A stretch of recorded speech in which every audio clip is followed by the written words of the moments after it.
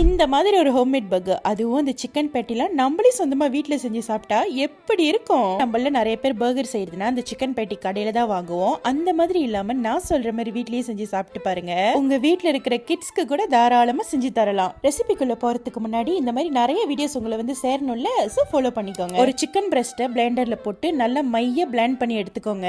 அது கூடவே தேவையான அளவு paprika, garam masala, black pepper, chicken கறி பவுடர் ஒரு 2 கரண்டி, இது கூடவே இஞ்சி பூண்டு பேஸ்ட், கடைசியா உப்பையும் சேர்த்து நல்லா இந்த மாதிரி மிக்ஸ் பண்ணி எடுத்துக்கோங்க.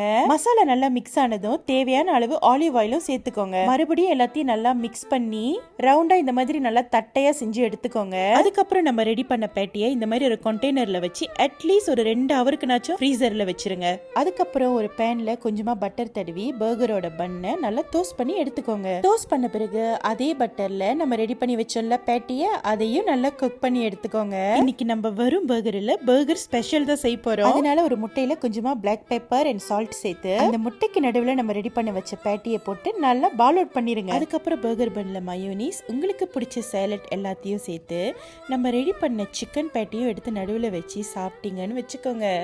ஒரு ருசியான ஹோம்மேட் பர்கர் ரெடி. அடிக்கடிக்கு வெளியிலே வாங்கி சாப்பிடாம என்னைக்காச்சும் ஒரு நாள் இந்த மாதிரி வீட்டில் செஞ்சு சாப்பிட்டு பாருங்க. உங்களுக்கும் பிடிக்கும், உங்க வீட்டில் உள்ளவங்களுக்கும் பிடிக்கும்.